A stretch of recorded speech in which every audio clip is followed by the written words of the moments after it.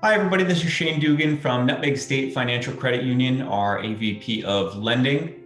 We are going to cover the updates to the Paycheck Protection Program today in the webinar. It lasts about 30 minutes or so, and that'll give you enough information to apply if you were looking for your round one funding for PPP loans, and also if you were looking for the second draw funding as well. We'll outline the process for applications for both of those individuals looking for PPP loans as a part of this, and also at a quick level update in regards to the forgiveness updates that came out on the 28th as well. Hello, everybody. Shane Dugan over at Nutmeg State. You may recognize me from the previous PPP webinars that we've hosted. I've got a quick update for you today. So unfortunately, we are not bringing this live with members for a Q&A because it's kind of a quick rollout. But we will likely do another one within the next coming weeks and offer the ability to ask questions at that point. But if you need to, certainly you can reach out to the business lending email at the end of this presentation as well. This update in specific is going to focus on the stimulus package changes that were passed on December 28th. Many of you likely remember me talking a lot about certain provisions that the government was working on. That included additional stimulus money for individuals, which is $600 per person and dependent, that they released. Many of you have already received that. Some additional money for schools, hospitals, that type of stuff. But there was also some updates in regards to the Paycheck Protection Program. So essentially they're renewing the program and rolling it back out, in addition to allowing businesses to obtain additional draws. So we're going to cover those updates today and get started with that. For the most part, the forgiveness part really didn't see a significant amount of changes outside of this front section, which I will go over. So as many of you remember, I was talking a lot in, I want to say October and November in regards to the blanket forgiveness provision that the SBA and the government was working on. So essentially that's part of what was passed on December 28th as a part of the stimulus package. So as of today, any loan under $150,000 that has yet to apply for forgiveness, or if we have yet to submit it for forgiveness, even if you've sent us the form, we are actually holding off submitting them until later on in January. Basically, the SBA is going to release a one-page certification form that the borrower for loans under $150,000 will just have to sign. And that's just attesting to the fact that you used the funds with the way the program was outlined. And that'll be it. You won't generally have to supply any additional documentation or anything from there unless the SBA specifically requests it as they review your file. Again, that should make the process a lot easier for you. The form has not been released as of yet. They anticipate releasing that by the 21st of January. And we will likely pick up allowing submissions for forgiveness for round one loans shortly thereafter that. If you have a loan over $150,000, remember that you can apply for that as of now. And you should also have your forgiveness portal link at this point to the email address that you used when you applied for your PPP loan initially. Outside of that, from a forgiveness standpoint, the only significant update would be in regards to the EIDL funds. So those individuals who received the EIDL grant or that EIDL advance loan of up to $10,000. So if you ended up getting it in the beginning of PPP, it was up to $10,000, and then they changed it to essentially up to $10,000, but $1,000 per employee. What was happening is they were removing that amount from your forgiveness. So if you ended up getting a $10,000 loan, they were going to remove $10,000 or not forgive that $10,000 advance that you got. They've actually reversed course on that so that that does not impact forgiveness going forward. Okay. Again, though, if you have a loan that you've spent the money for and you're looking to apply for forgiveness, you have 10 months past when your covered period runs out to request that. If you ended up getting a loan in April last year, 10 months after an 8-week covered period would generally get you to about the April timeframe for 2021. If you used a 24-week period, that would generally get you to the July or August timeframe for your submission at that point. But again, as long as you submit the forgiveness request, you still will not have any payments due until a forgiveness decision is made on your loan at that point. Okay, so brief updates in regards to the Paycheck Protection Program. We're going to call the initial Paycheck Protection Program Draw 1. So this is basically the same program that everybody applied for in April. The SBA is actually reopening that program and expanding some of the eligibility for it so that businesses who did not obtain a PPP loan from April to August of 2020 now have the ability to apply for what the SBA and what we're calling that first draw for your PPP loan. Okay. Most of the parameters in regards to the program, keeping people employed, all of those items have remained in effect. So I'm just going to cover what the changes are outside of that. If you would like to know a little bit more in regards to what the first round and what the appropriate uses of funds for are, we have other helpful webinars back in on our YouTube page that we recorded back in the May and June timeframe that cover the program at that point. Okay.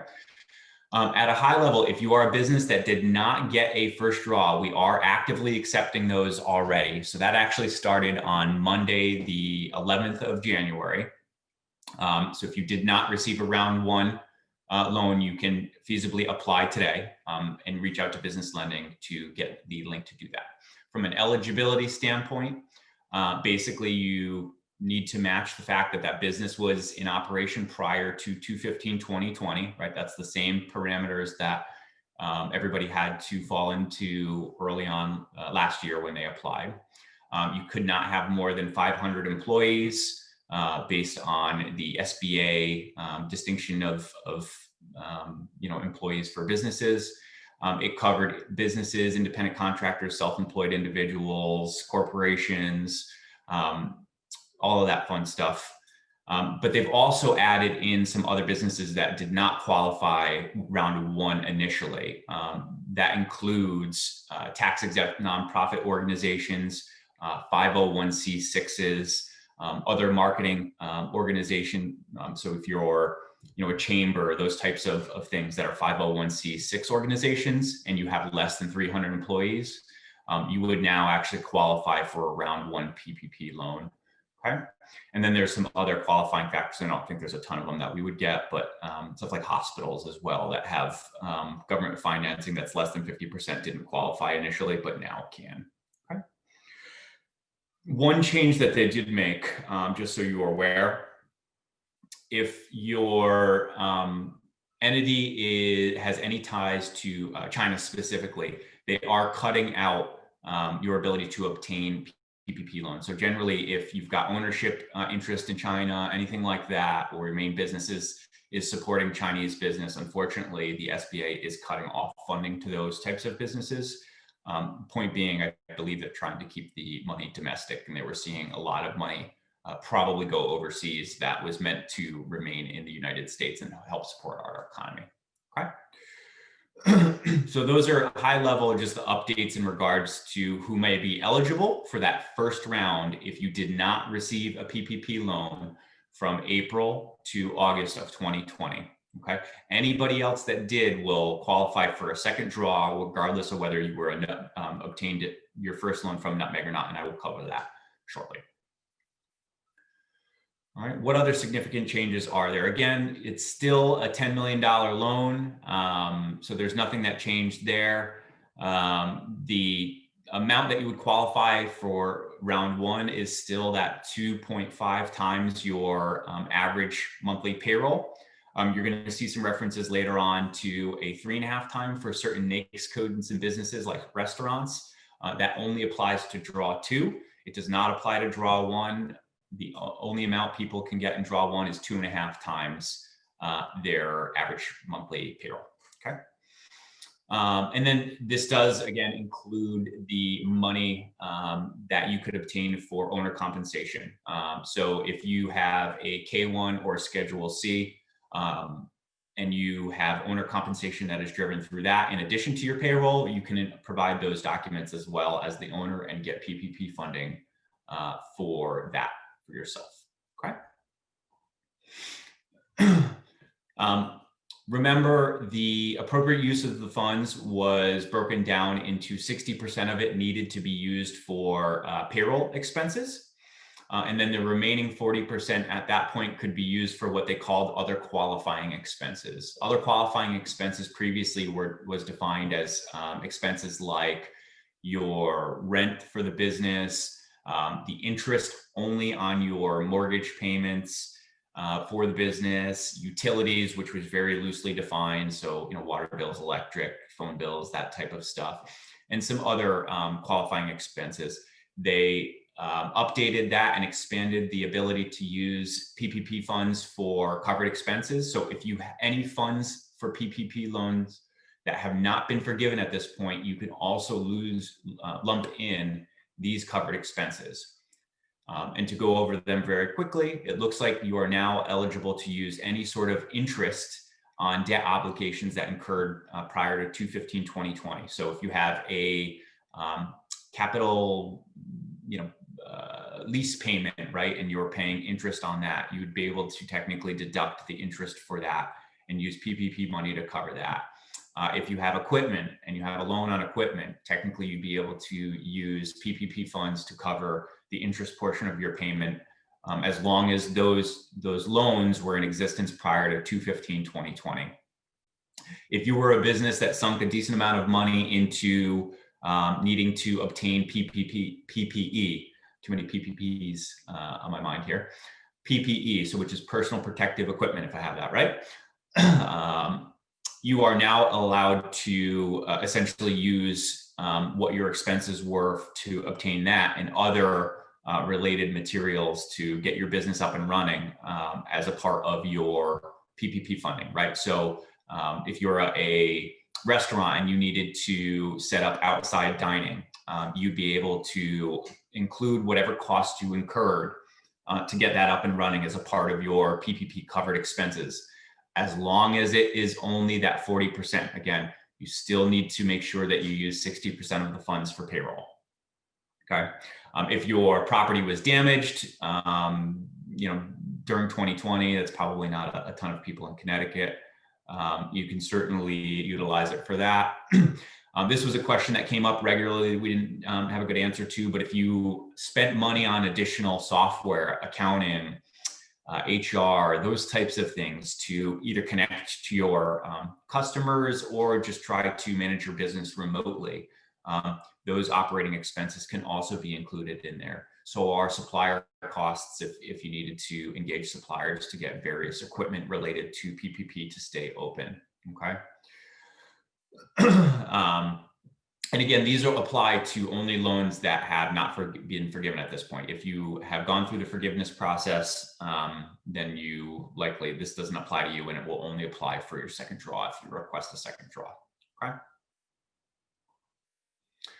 Documentation did not change in regards to how you request funding for round 1 PPP. You still need to provide an annual set of payroll statements that covers the period you're looking to obtain PPP funds for, in addition to items like your 941s, bank statements, depending upon what you have, validation of unemployment tax insurance reports, state taxes, any retirement funding, health insurance for group benefits. All of those documents that were required as a part of round 1 early on are also required still. And again, if you're looking for ownership compensation as well as a part of that, in addition to the payroll documents you're going to use for employees, you're going to supply your Schedule Cs or your K1s. The difference here for you guys with round 2 of this draw 1, sorry, I should say that, this time for draw 1, is that you can now use 2020 informations as well if you choose, right? So we've gotten through 2020, and if 2020 is technically a better year for you to use to calculate your forgiveness, your amount, you could feasibly do that. So you can look to use 2019's figures or 2020's figures. What you need to make sure that you do, though, is supply all of the same documents that correspond to whatever period it is you choose. So if you use 2019's 941s, you need to give us 2019's payroll information as well.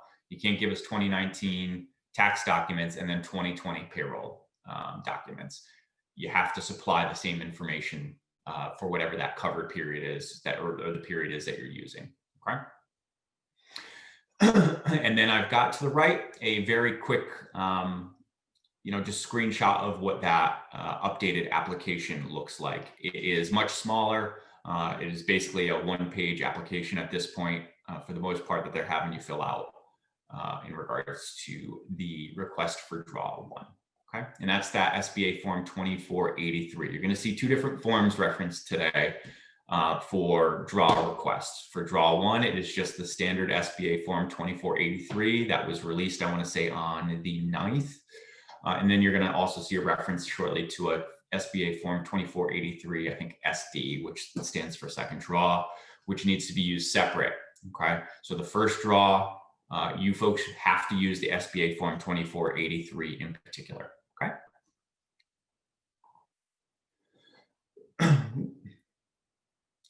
So I'm ready to apply for first draw for my PPP loan, as I have not gotten one at this time. Please reach out to us at that business lending email address that I have here, and I'll have at the end of the PowerPoint presentation as well. And let us know that you are looking for your first draw. We will have a separate set of instructions sent out to you in regards to how to access the application link and submit the application. The application actually does not come directly to us. It goes to a portal that we are using with our SBA servicing partner, MBFS. So please make sure that you follow those instructions clearly, because if you send us the application, it will not get to where it needs to go. We will direct you as to where to send it as a part of that email correspondence when you let us know you're looking for round one funding. Okay.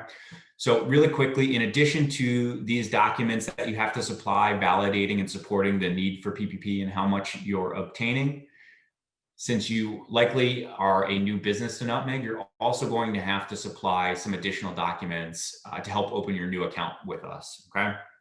So make sure that you also upload these so that we can get your new account opened and that it's ready to go once your PPP loan is approved. Okay, so if you're a corporation, right, you're going to have to supply us items like your articles of organization, your IRS tax ID issuance letter, and then a copy of the front and back of the driver's license for all of the authorized signers on the business.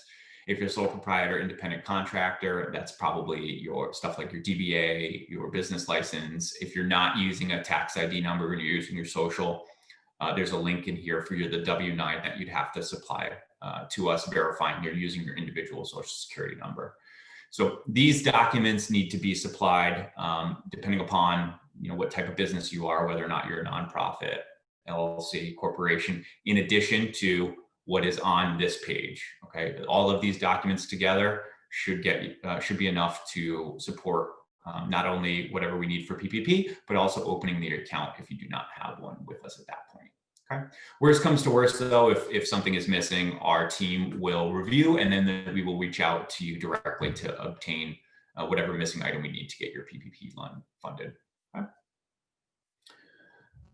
So that covers everything for first draw. So again, if you have not received a PPP loan at this point, that would cover your instruction as to how to apply to obtain one going forward. Okay. You cannot request both draw one and draw two at the same time. Part of the qualifying factors for draw two, folks, is that you've actually used PPP round one funding by the time you get your second draw. Okay. So you cannot technically request a second draw if you have not used all of your PPP money, which obviously would mean that if you're requesting your first PPP loan, you have to wait until you run through those funds before requesting your second draw. Okay. Now, those folks that are ready for your second draw, we're going to have two different processes outlined here. One process for businesses that did not obtain a PPP loan from us during round one. Obviously, you likely do not have an account with us at this point. We do not have any of your documentation from round one, so you're going to have to supply that information as well. And I say that because if you have done that with another lender, it is probably quicker for you to go back to the lender who gave you round one to get round two. Now, if that lender is not participating in that round, or for other reasons you need a different lender to accommodate it, we'd be happy to help you there. What I'm just trying to preface this with is from an ease of your time management standpoint, frankly, the business that gave you, or the financial institution that gave you the PPP loan upfront in the beginning of 2020 already has a lot of your information ready to go and should be able to just pre-approve you without much information for your second draw. So you're probably going to get the funds the quickest by just going back to that initial financial institution. Okay.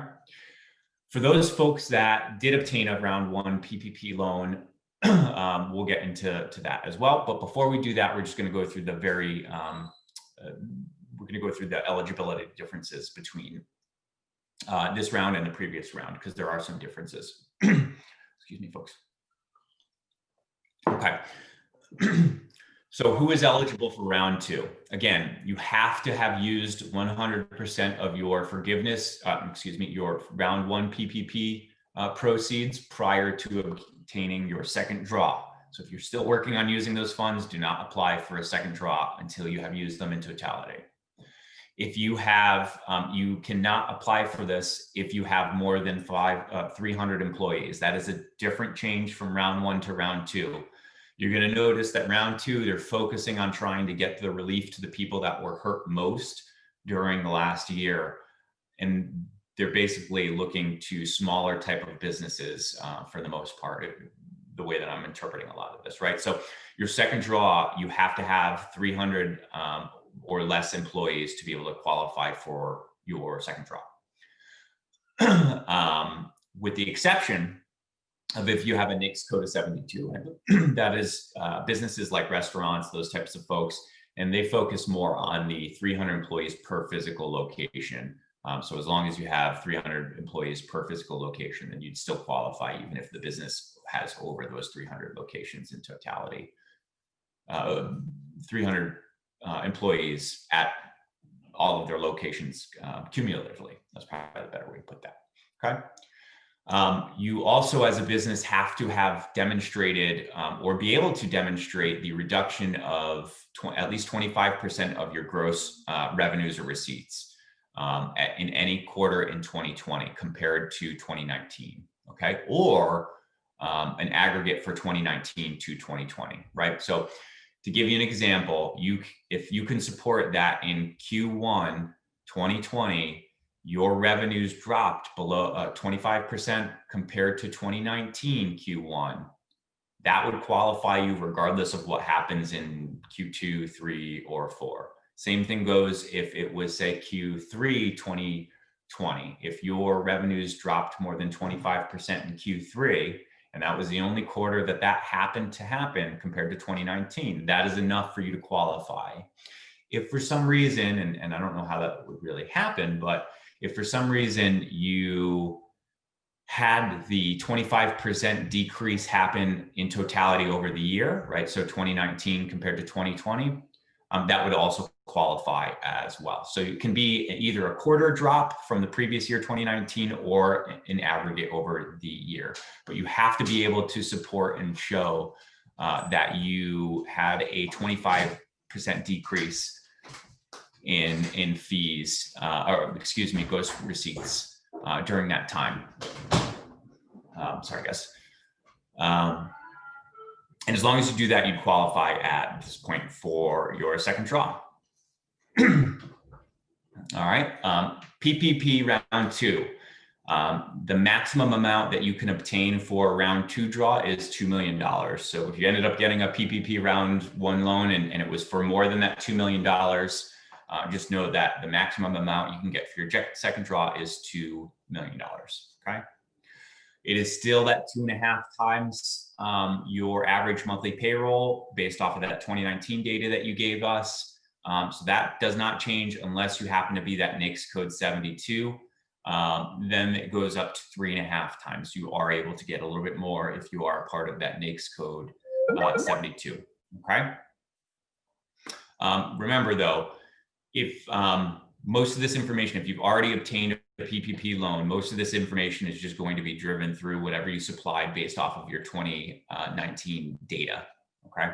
So in the case where you've supplied us with your 2019 data for round one, we're just going to carry over that data that you actually supplied. So you're going to notice when the application process comes up, it's actually a relatively easy process to do that. Okay. This is the same slide as I covered before in regards to the covered expenses. There's nothing different on this slide, but I'm just going to repeat this for the group. Okay. You have the ability to now use Draw 2's funds for an expanded set of covered expenses. So it still covers your payroll expenses up to 60%, and you still need to use the funds up to 60%. You can still use them for those utility payments that I outlined previously, for rent expenses, for the interest on your mortgage, right? But you can also use them for these expanded expenses that are now considered covered expenses as well for Draw 2, okay? Well, what's the process for round 2 funding? Okay. So if you obtained a round 1 PPP loan for us, we're going to follow the instructions on this page. Okay. If you have a loan under $150,000 and you received a round 1 loan, essentially all you're going to have to do is fill out the 2483 SD. Again, that's the SBA form for the second draw. That's what the SDA stands for, or SD stands for. You're just going to have to fill that out. And unless the SBA requests additional documents, or us, if we're missing something, I guess, you should not have to supply any other documents. You just have to email that to the website that we've got here. That's that new PPP loan at mbfs.org. MBFS, for those of you who received a loan with us already, is our SBA servicing company who's helping us with the PPP loans, okay? Please do not send the document back to the business lending email, as it will not get processed through that email. It needs to get to the new PPP loan email to be processed in a timely manner, okay? Loans over 150,000, you've got a little bit more work to do because you will have to validate your your need up front. So you're going to have to supply some sort of documentation supporting that you had that 25% decrease in receipts from 2019 to 2020 in whatever capacity that was. Again, $150,000 and less. You still have to have that qualifying factor trigger your ability to get Draw 2. You just don't have to prove it to us up front. You will have to prove it later, though, I bet you, okay? And I'm not positive of this, but from the sounds of it, what the SBA will be doing is requesting some of that information come forgiveness time. And if you've basically applied for a second draw and you do not hit these qualifying factors, you are going to be left with the loan to be paid back at that point. So please, please, please make sure that you understand what the qualifying factors are and that you fall within those parameters, or you're going to get stuck with your loan not being forgiven for Draw 2. Okay. So again, it's not our responsibility to go through that. You need to essentially validate you qualify prior to applying for your PPP loan. Okay. You're attesting when you submit this application that you qualify. It is not the lender doing that. And it is not our responsibility to validate that for your folks under $150,000. All right. So once you get that form, and then if you need to supply documents to us, documents gathered, that will go to that new PPP loan at mbfs.org. Okay. It will likely take a couple days to work through the process of SBA approvals. We have to take that form. Once it's ready, we have to submit your request back to the SBA like we did in round 1. They would issue a PPP approval number to us, which is not something that they are issuing instantaneously like they did in round 1. They are actually going to review your submission and scrub it against a list of fraud, I guess, is probably the best way of put it, and other entities that they have indicated are questionable in regards to proceeds, and not issue the approval number until they're ensure that it's not a part of that. So what the SBA identified is a large part of round 1 funds that happened in the April and May timeframe actually had a lot of fraud behind it. Not a ton, I think, with Nutmeg in particular, but a lot of the fintech lenders, those folks the SBA found that there was just a significant amount of fraud, and a lot of fraud that I think drove money to China. So they're trying to limit that stuff from happening with Draw 2. Okay, so they're creating some checks and balances, which unfortunately will slow down funding a little bit for you folks. So once you submit the form to us, give us a couple days to review, and we have to submit the request to the SBA, get the SBA approval number, and at that point, we can start working on the closing documents for you. We will be sending out closing documents for this group. Again, these are all individuals who received a round 1 PPP loan from Nutmeg via DocuSign. You'll notice that the DocuSign is a much smaller loan note than what we sent you previously. So it should be a little bit more straightforward. You just sign that, get that back to us, and then please give us about 3 to 5 business days to fund your loan directly to your Nutmeg account, which you previously established. Okay. So again, do not anticipate this being turned around like in 24, 48 hours. Anticipate this to be a 3 to 5 business day process, similar to what it was in round 1. Okay. So again, those are the instructions, and this is the form you would use if you obtained a round 1 PPP loan last year from Nutmeg. Okay.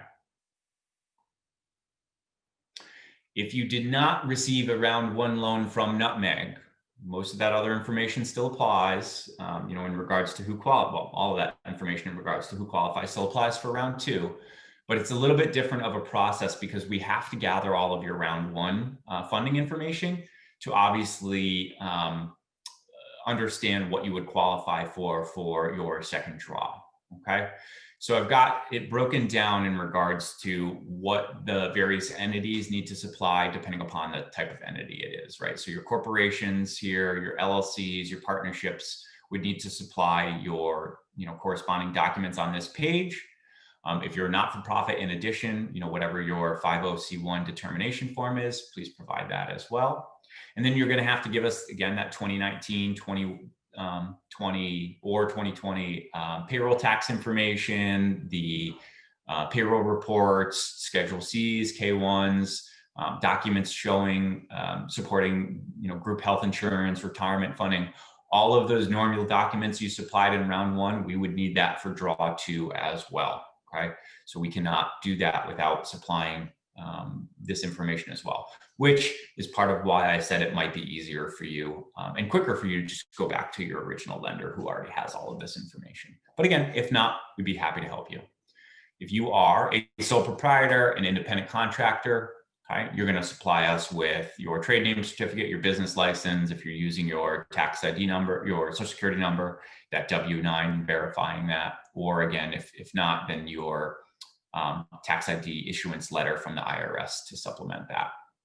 Okay, and again, that same documentation that I just covered before in regards to 2019 or 2020 payroll and payroll expense type data that we need to determine what your forgiveness amount is. Okay. If you are ready to apply for this and you've got all of these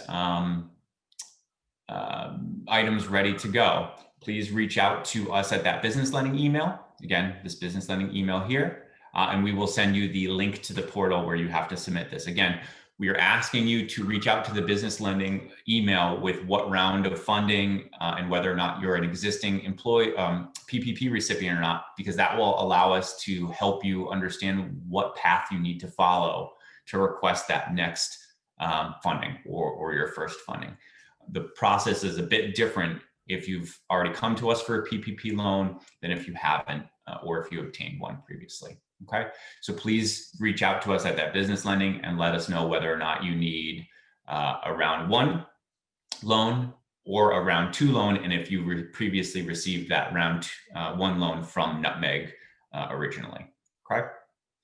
Now, if you have any questions in regards to the qualifications process, if you get into any trouble applying or you're not sure of something, absolutely reach out to us at this business lending email. We'd be happy to give you a call and help walk you through that. If you are just looking for the application link, what we will be doing in the next couple weeks, once you send us that email requesting your specific PPP need, we will send out an email that we compiled with the instructions specific to your request that will guide you on how to actually apply. Okay, so if you have the PPP1 application you're looking for, it's going to have the email we send you will have all of the instructions on how to go through the application process for that round 1, all within the email that we will respond to you for. Same thing with draw 2.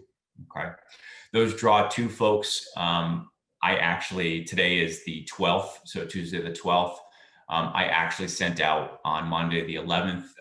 If you already obtained a PPP loan with us in round 1, you should have in your email box the instructions on how to do this that were also within this presentation.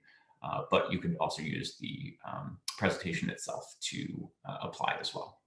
Okay, so again, PPP round funding for round 1, that is actively open. PPP round funding for draw 2 actually starts on Wednesday the 13th. So that's technically tomorrow if you're watching this the day that it's recorded. But on Wednesday the 13th, that is when lenders can start submitting PPP round draw 2 funding. Okay. So absolutely that you can work on compiling all that information and getting it to the appropriate place prior to that, and that will help us get it off to where it needs to go once we are up and running tomorrow, Wednesday the 13th for draw 2. Okay.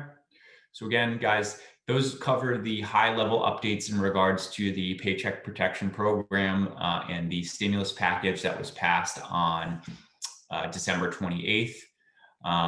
If there's any other questions that you guys have, please don't hesitate to reach out to us at the contact information here. Hope you're all staying safe and healthy, and we look forward to a successful and hopefully prosperous 2021 for everybody. If you need to, feel free to reach out to us, though. We are more than happy to help.